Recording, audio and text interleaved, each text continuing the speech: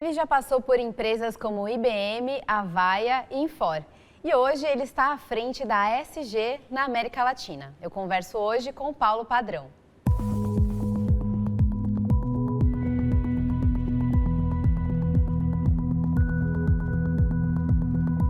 Paulo, obrigada pela sua participação no Leadership Academy de hoje. É um prazer estar aqui com você, é muito bom conversar com você sempre. Obrigada. E falando em conversa, há 2 anos a gente conversava um pouco sobre o início da sua carreira, que é o tema que a gente vai discutir hoje. E você comentou comigo que a tecnologia te escolheu e não foi ao contrário. É verdade. Como que aconteceu esse namoro da tecnologia com você? Eu ia na linha de uma engenharia eletrônica e aí começamos a ver essa coisa de computação, de cursos de COBOL, de assembler, isso é o futuro.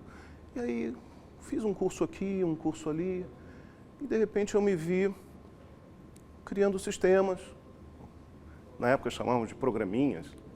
Não tinha nem PC na época. E as coisas caminharam. E é como você falou, essa área me escolheu.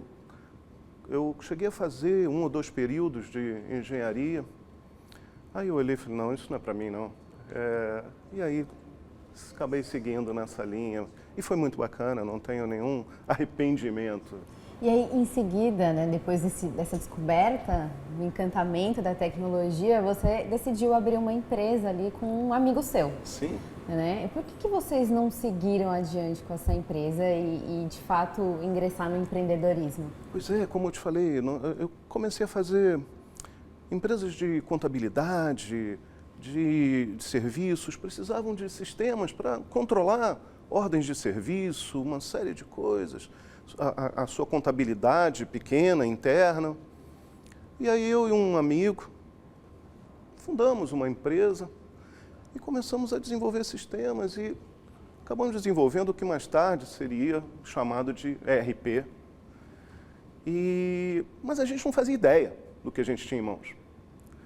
E o que aconteceu é que, talvez por falta de uma orientação de business, muitos jovens, 2 moleques desenvolvendo sistemas, acabou que nossos caminhos se separaram. Eu tive o convite para minha primeira multinacional, que foi a Lotus, e acabou que nós não fomos adiante. Mas eu acho que foi exatamente por falta de orientação. Até porque, até pouco tempo, não existia muito uma cultura de empreendedorismo, não era algo muito incentivado. Hoje em dia já é um pouco mais difundido, né? É verdade, porque, na verdade, a internet trouxe muito disso, essa informação. São crianças de 2, 3 anos já usando tablet, já usando celular, então tudo está muito mais acelerado. Na minha época, nossos pais queriam que nós fôssemos funcionários de uma multinacional ou de uma grande agência de governo para poder ter estabilidade, para tudo mais. Então, eu acho que tudo isso contribuiu, né? Como eu disse, faltou. Talvez se tivesse algum empreendedor, algum amigo, um tio, que dissesse assim, não, olha, vocês estão no caminho certo. Eu acho que talvez a gente estivesse por aí até hoje e, quem sabe, com uma super história de um sistema funcionando muito bem, várias empresas e tudo mais. Mas, enfim. Legal.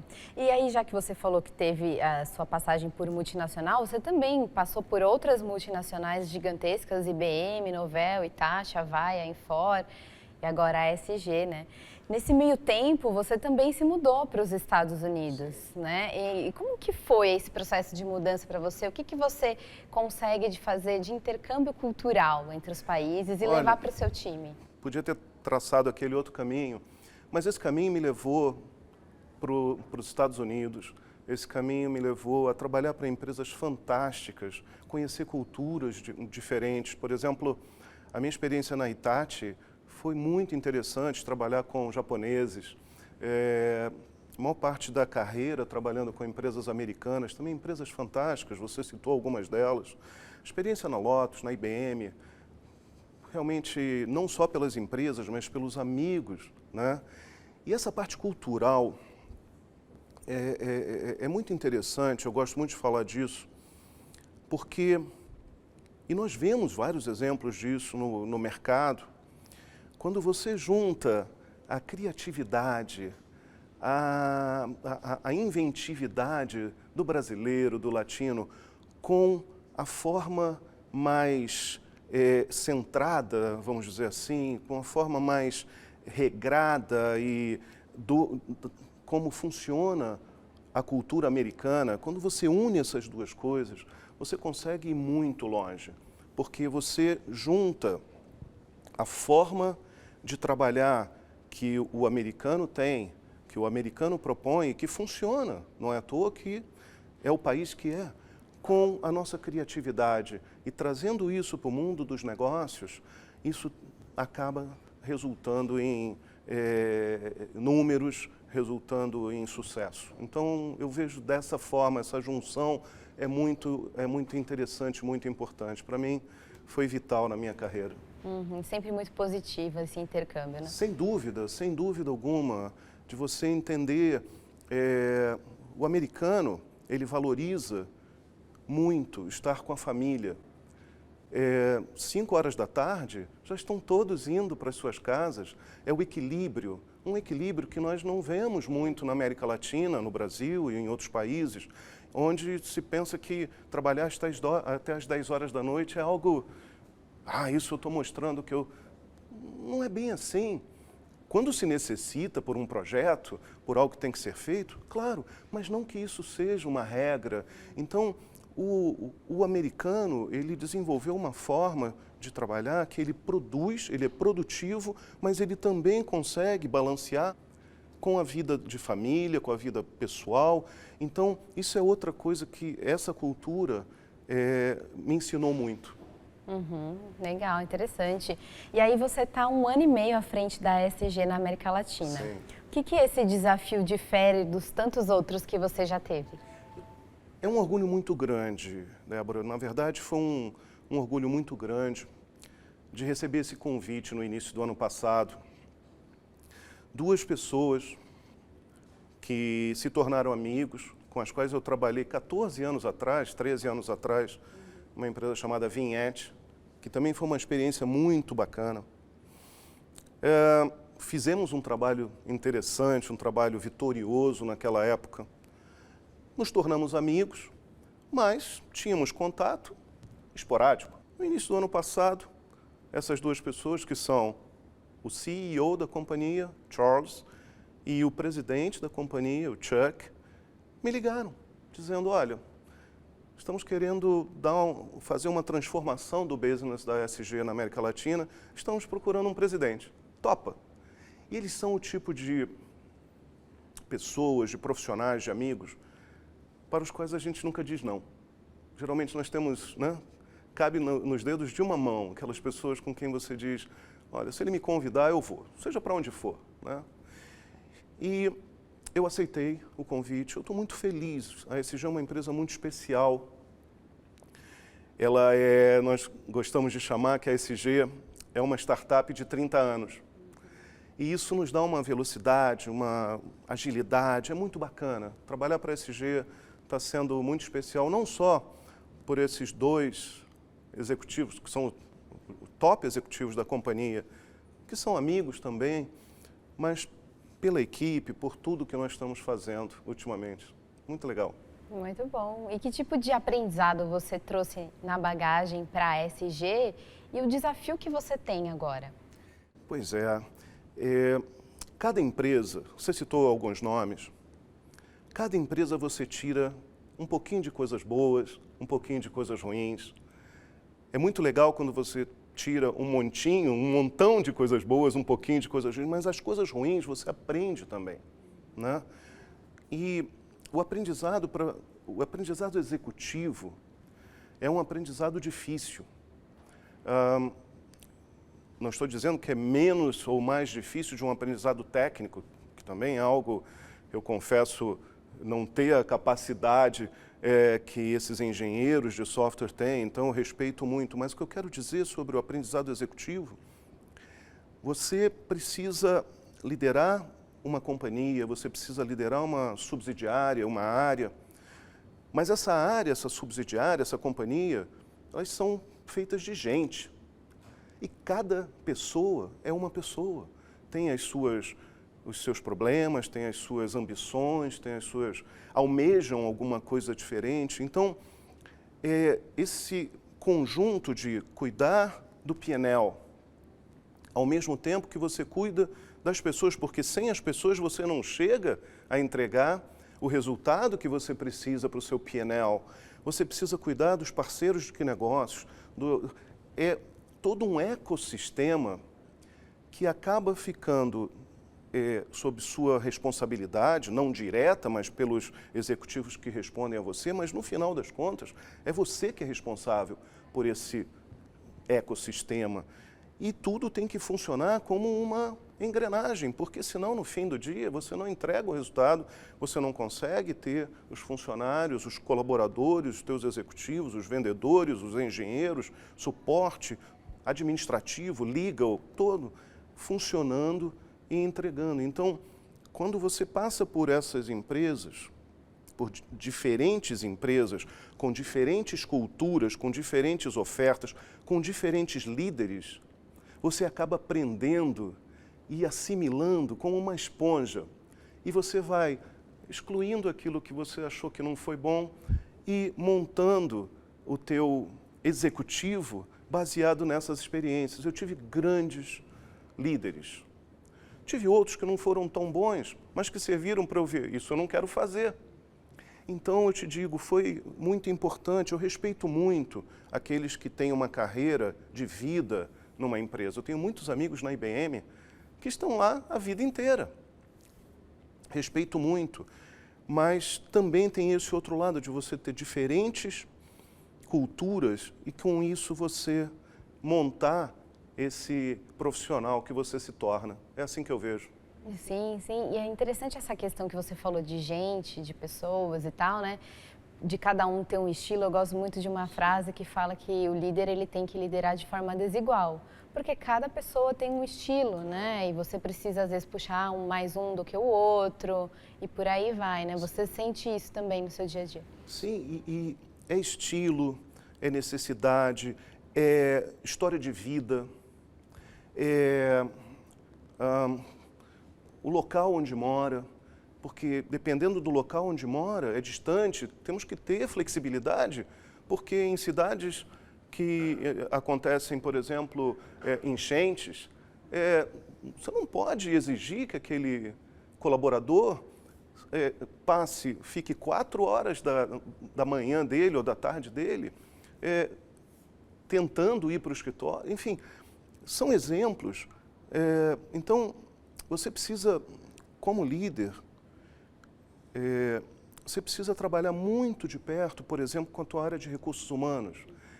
Ter um recursos humanos estratégico. Isso, na minha opinião, é muito importante, porque a área de recursos humanos ela evoluiu muito nos últimos anos, nas últimas décadas, de algo que era quase um departamento pessoal para algo que é estratégico, se aproximando do business. Do mesmo jeito que nós falamos que a área de TI tem se aproximado cada vez mais do business, outras áreas têm que se aproximar do business. Então, como líder, você ter um recurso humanos estratégico que vê as necessidades, que monta um plano de desenvolvimento para cada indivíduo, para cada área, considerando as nossas fortalezas que vêm da matriz, mas também considerando as realidades, as necessidades locais. Porque, como diz nas etiquetas daquelas roupas, né, one size fits all, não funciona assim. Porque aí você não vai ter a produtividade que você precisa e talvez vai perder talento por falta de cuidado com aqueles indivíduos. Então, isso serve não só para os colaboradores, como serve para os clientes. Eu não posso tratar um cliente X igual o Y, porque cada um está numa diferente área e num diferente business, mercado, do mesmo jeito que não pode tratar da mesma forma os parceiros. Cada um tem o seu estilo e você tem que respeitar e aproveitar o melhor no fim do dia, tudo isso que eu estou comentando, é aproveitar o melhor de cada um. Quando você aproveita o melhor de cada um, o resultado vem, não tem dúvida nenhuma. Com certeza, tem toda a razão. Agora, sempre no final da entrevista, eu peço uma sugestão, recomendação de livro que tenha te marcado de alguma forma, ensinado algo para você. Não precisa necessariamente ser de tecnologia, mas você tem alguma sugestão nesse sentido? Eu tenho, mas eu vou te pedir para... Se você pode estender um pouquinho esse número, mas porque eu talvez tenha mais de um. Tem um que eu gosto muito, local, que é o Dream Big, do Lehman. Eu acho os conceitos interessantes, muito interessante, e tem que reconhecer a capacidade incrível desse homem, desses três. Mas existe um voltado especificamente para vendas, metodologia, que é um livro que eu recomendo, porque é a metodologia que eu adotei na minha linha de liderança voltada para vendas, que é um livro que se chama Challenger Sale. Eu vou cometer um pecado aqui, eu não lembro o autor, mas chama-se Challenger Sale, que é um conceito de você desafiar o cliente, desafiar no bom sentido, que é você conhecer o cliente, o teu prospecto, para que você possa desafiá-lo, ou seja, levar para ele, não ficar esperando ele demandar, ficar reativo, mas você levar para ele ideias baseado no que você tem de experiência de outras empresas na mesma área que têm tido sucesso com a tua tecnologia. Então, por que não? Não é abrir dados de nenhum cliente, mas conceitos que foram utilizados e como foi feito para alcançar o sucesso usando a nossa tecnologia. Então, eu gosto muito do Challenger Sale. E tem um outro, que na verdade são dois, que eu me divirto muito com o título, e com os títulos e com o conceito, e tenho usado muito, são livros voltados para marketing, do Seth Godin. Um se chama A Vaca Roxa. Interessante. Não sei se você já leu, vale a pena. E a Vaca Roxa diz, se você está numa manada e você é igual a todo mundo, ninguém nota você. Então, seja roxo, porque se alguém olhar uma manada e você for o roxo ali, todo mundo vai olhar para você. E depois do sucesso que aconteceu desse livro, ele lançou um que se chama The Big Moo. Eu não sei o título em português, mas ele diz o seguinte, lembra que você ficou roxo e vendeu pra caramba? Só que depois que você ficou roxo, outros perceberam que valia a pena ser amarelo, ser azul, para se diferenciar. Então, agora não basta você só ser roxo. Você tem que também ter o mu mais alto, você tem que fazer mais barulho. Então, eu sempre recomendo esses livros para as minhas equipes de marketing, de vendas também, porque são conceitos interessantes. Então, eu meio que torci o seu pedido de um livro, recomendei 4, mas são 4 livros que eu gosto muito. Não, mas tá ótimo, tem leitura pro ano inteiro agora. Então tá bom, Paulo, muito obrigada mais uma vez pela sua participação, foi um prazer te receber aqui. Eu te agradeço e sempre são conversas muito inteligentes, muito interessantes, você é muito simpática. Eu agradeço muito, estou sempre à disposição. Obrigada, Paulo, até a próxima. Obrigado. E você acabou de ver a entrevista com Paulo Padrão, líder para a América Latina da ASG. Se você gostou desse vídeo, não se esqueça de curtir, comentar e também se inscrever aqui no nosso canal. Obrigada e até a próxima!